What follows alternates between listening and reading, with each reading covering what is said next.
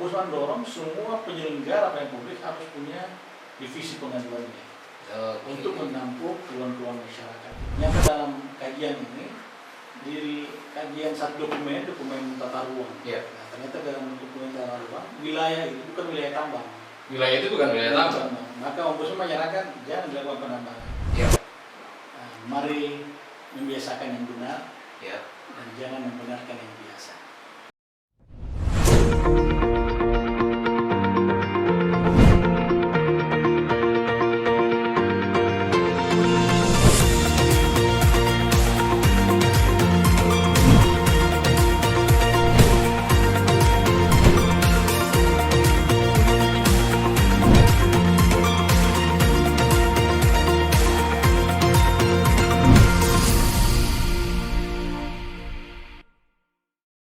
Assalamualaikum warahmatullahi wabarakatuh.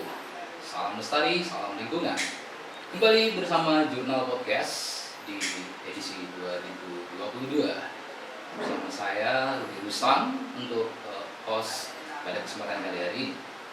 Nah, di studio Jurnal kemudian telah hadir di tempat kita saat ini narasumber kita dari Ombudsman Perwakilan Sulawesi Selatan. Ada Bapak Muslimin B. Putra. Selamat siang, Pak. Selamat siang. Sehat? Alhamdulillah, sehat-sehat walafiat. Baik. Pak Muslimin ini sebagai informasi beliau merupakan Kepala Bidang Pencegahan Maladministrasi di Ombudsman Perwakilan Sulawesi Selatan. Nah, bercerita soal Ombudsman Pak Mus, saya akrab atau lebih enak nanti ke depan saya panggil Pak Mus atau Daeng Mus. Boleh Daeng-Mus. Daeng-Mus biar kita lebih nyaman ya. Lebih nyaman sebagai orang Makassar. Sebagai orang Makassar. Tulen Makassar, Pak ya. Tulen Makassar. Putra daerah. Baik, Pak Mus atau Daeng-Mus, mungkin bisa sedikit cerita terkait profiling apa sih Ombudsman itu? Ombudsman didesain sebagai sebuah lembaga negara tempat masyarakat bisa menyalurkan aspirasinya, tempat penyaluran pengaduan masyarakatnya, pengaduan keluhan dan beberapa yang terkait dengan aspek kepemerintahan, aspek pemerintahan, baik pemerintahan terkait dengan penyelenggara layanan publiknya baik di pusat maupun di daerah. Di daerah. Ya, karena kan selama ini mungkin masih banyak di antara kita yang belum paham seperti apa Ombudsman itu, apakah dia lembaga negara atau lembaga independen atau mungkin kementerian atau mungkin lembaga swadaya. Nah, mungkin Daeng-Mus bisa menceritakan tujuan dan berdirinya kenapa Ombudsman ini bisa lahir.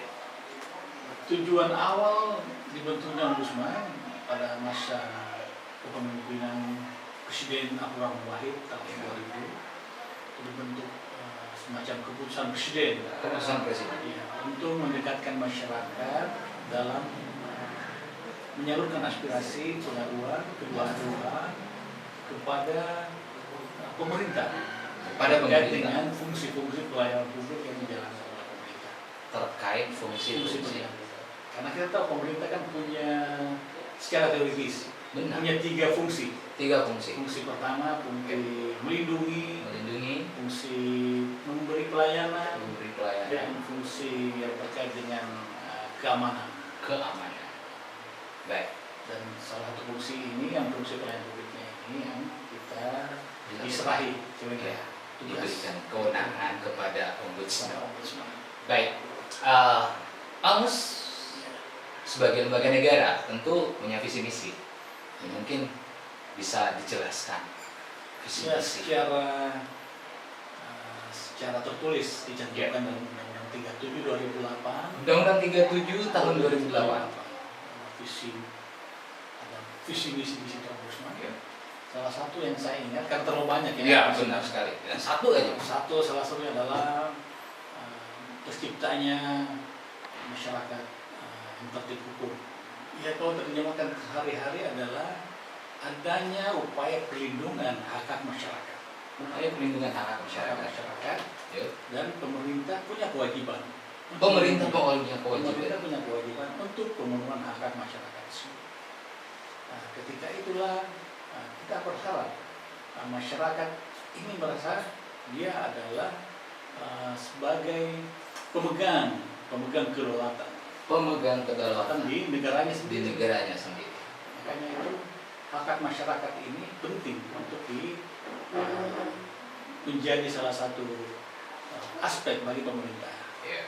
Untuk kita penuhi hak-haknya di bidang segala macam bidang yang terkait dengan masyarakat, mulai dari hak mendapatkan pelayanan kesehatan, pelayanan pendidikan, pelayanan kependudukan, dan pelayanan perizinan dan non perizinan. Baik Pak. Kalau boleh tahu, Ombudsman Perwakilan Sulawesi Selatan itu mulai berdiri sejak kapan? Mulai dibentuk tahun 2012. Ketika itu Ombudsman Republik Indonesia dipimpin oleh Bapak Danan, Gerindra Danan. Sekarang kan sudah tiga kali eranya Pak Danan dibentuk Ombudsman Sulsel, ya. Kemudian berganti eranya Pak Profesor siapa namanya yang dari Palembang, ya. Pak Rifai, dan sekarang yang sedang berlangsung sekarang dipimpin oleh Pak Naji dari akademisi dari Universitas Muhammadiyah Malang. Sebelumnya Pak ini dari Palembang ini berakhir 2021 di 2021 kemarin. Berarti ini baru Pak ya? Ini baru lagi. Dan baru di tahun 2022. Ya, Ombudsman Sulsel tahun ini akan ada suksesi. Oh, gitu. Akan ada pergantian. Sudah 2 periode dipimpin oleh Bapak Subhan. Oh, Pak Subhan. Berarti tahun 2022 akan ada peralihan pimpinan. Betul, seperti itu. karena berakhir dibentuk 2012, sekarang kan 2022 berarti sudah 10 tahun. Betul.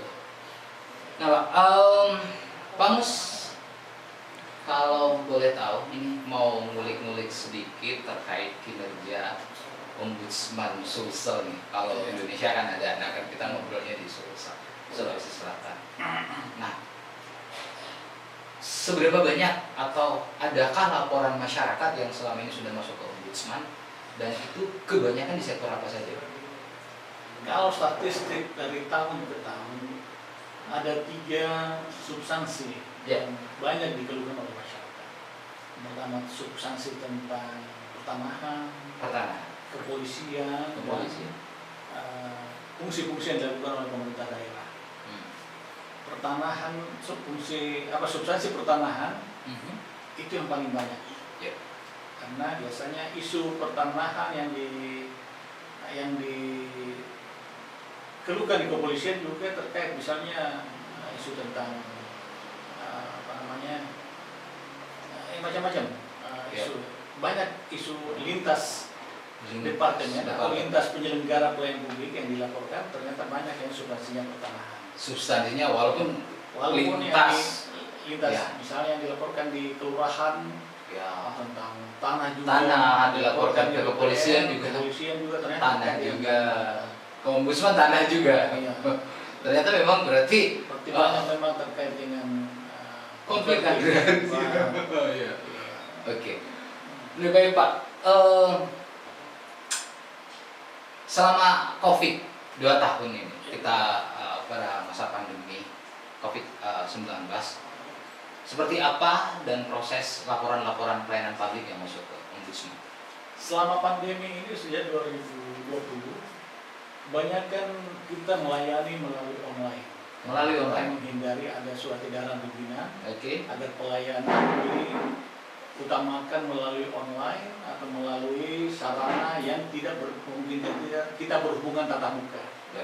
Jadi bisa melalui surat, atau bisa melalui online, atau bisa sarana yang lain. Yang penting tidak bertatap muka, tapi substansinya bisa tersampaikan ke aparat atau petugas-petugas penerima laporan karena bisa online nih Pak. Ya.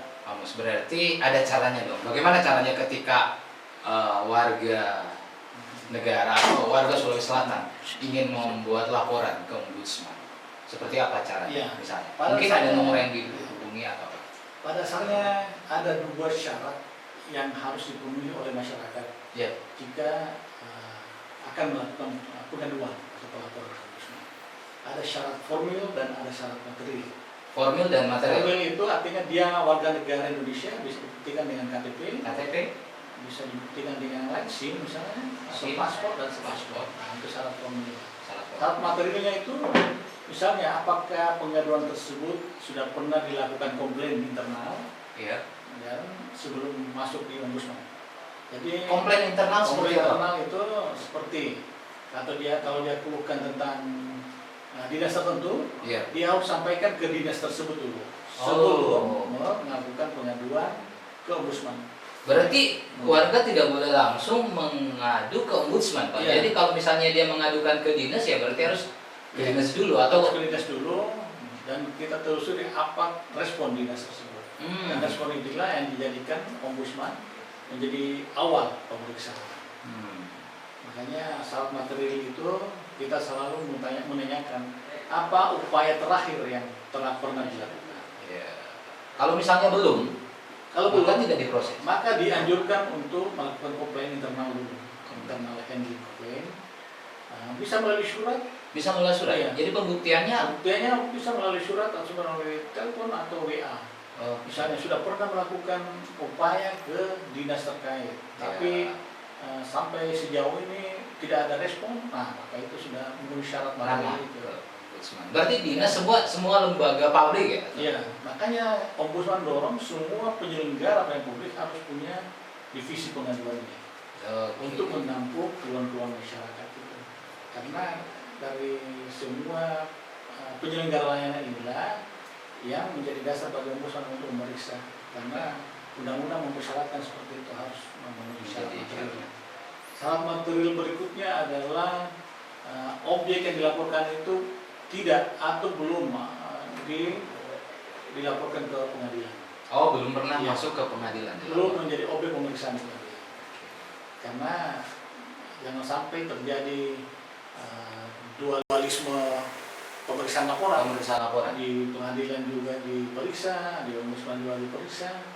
Meskipun pada dasarnya ombudsman bukan yudikatif, tapi lembaga pengawas. Tapi kita menghindari sejauh mungkin tidak ada dua pemeriksaan terhadap objek yang sama, meskipun berbeda ranahnya.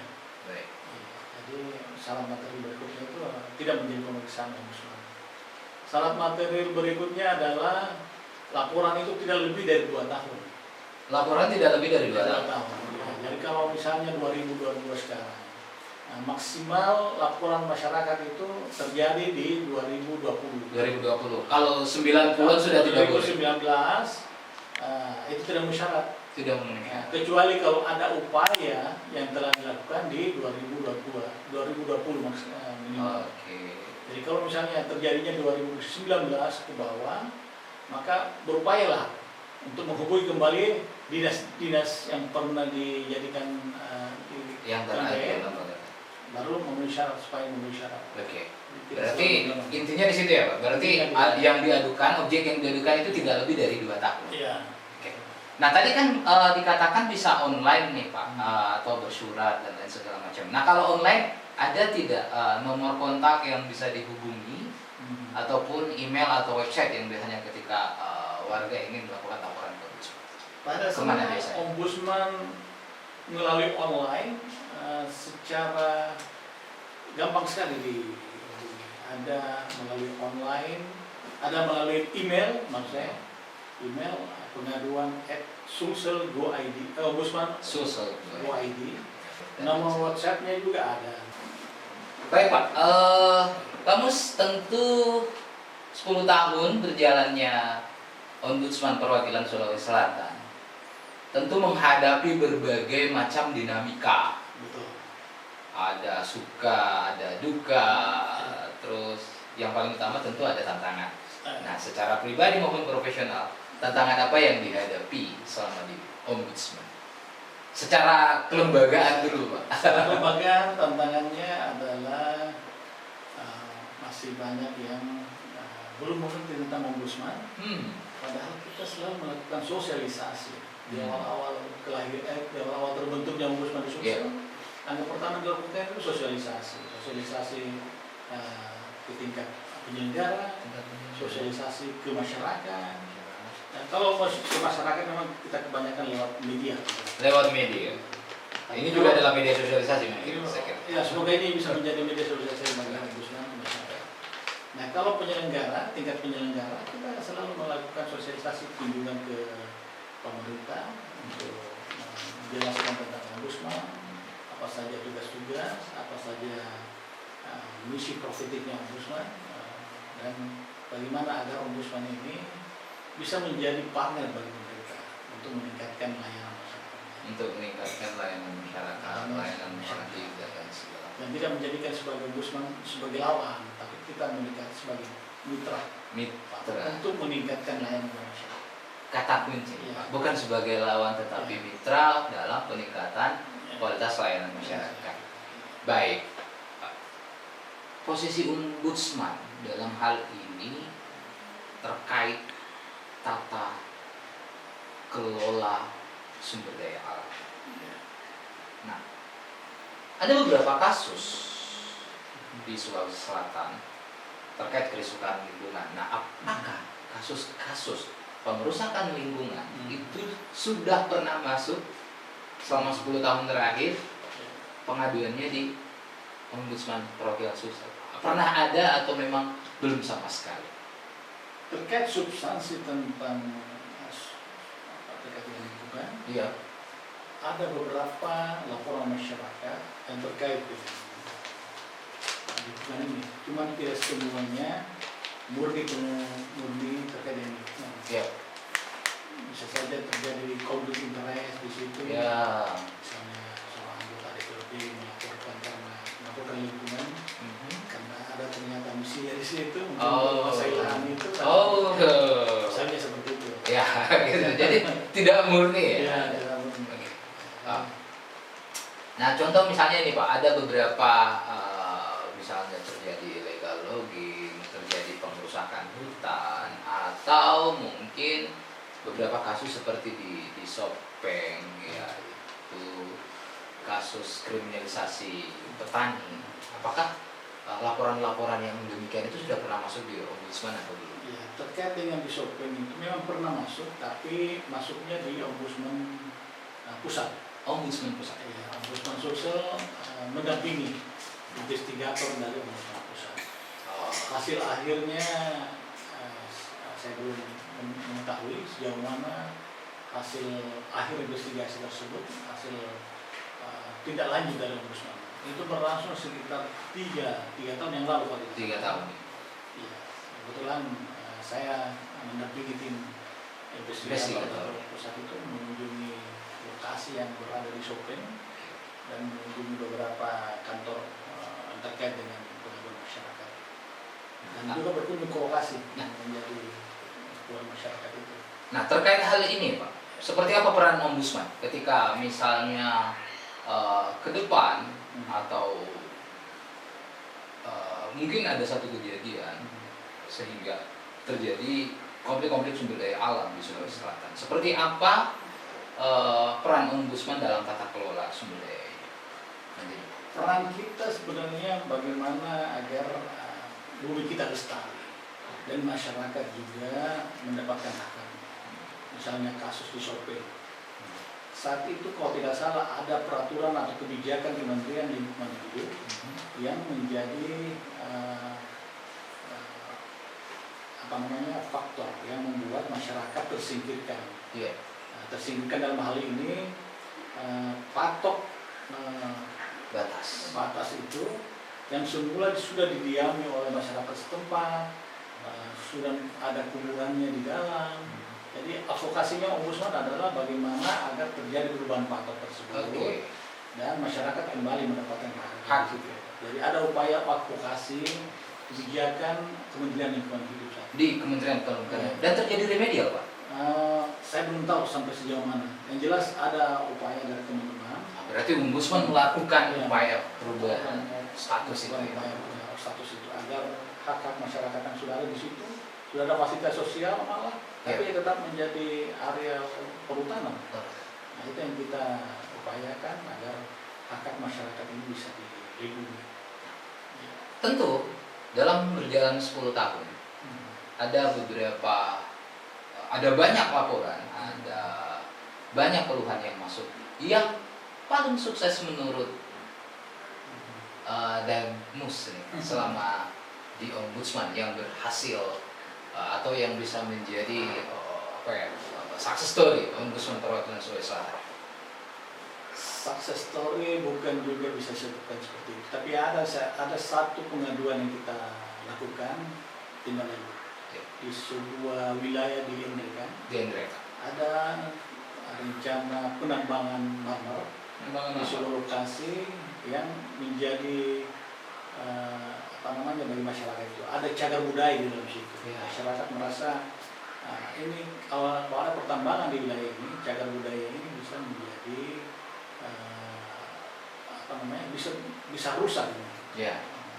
Dan kita juga melakukan kajian kebijakan. Ternyata kita mendapati bagaimana agar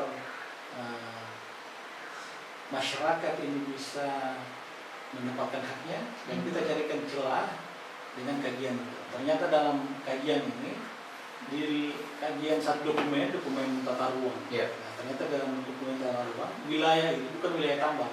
Wilayah itu bukan wilayah tambang. Maka Ombudsman menyarankan jangan dilakukan penambangan. Karena ini tidak masuk dalam rencana tata ruang untuk sebagai area tambang. Maka yang terjadi ya kita kasih rekomendasi saran agar jangan dilanjutkan pertambangan tersebut. Dan akhirnya tidak jadi. Wah, luar biasa Pak. Nah, terima kasih Pak Muslimin sudah hadir di Jurnal Podcast, bercerita, kemudian memberikan pandangan kita tentang seperti apa sih Ombudsman. Mungkin ada hal yang ingin disampaikan, harapan, pesan dan kesannya mungkin kepada pendengar Jurnal Podcast yang mendengar atau yang menyimak tayangan podcast ini. Cukup simpel. Mari membiasakan yang benar, dan jangan membenarkan yang biasa. Jangan membenarkan biasa. Ini quote of the day. Membiasakan yang benar. Membiasakan benar itu sesuai dengan peraturan, sesuai dengan undang-undang, sesuai dengan regulasi yang berlaku. Jangan membenarkan yang biasa. Jangan sampai yang biasa itu sesuatu yang bertentangan dengan aturan. Quote of the day. Terima kasih Pak Muslimin. Demikian bincang-bincang kita bersama Ombudsman Perwakilan Sulawesi Selatan oleh Bapak Muslimin B. Putra selaku Kepala Bidang Pencegahan Maladministrasi. Nah, saya Rudi Rustam dari studio Jurnal Podcast mengucapkan terima kasih atas kebersamaannya. Kita bertemu kembali di lain kesempatan. Salam lestari. Wassalamualaikum warahmatullahi wabarakatuh. Waalaikumsalam.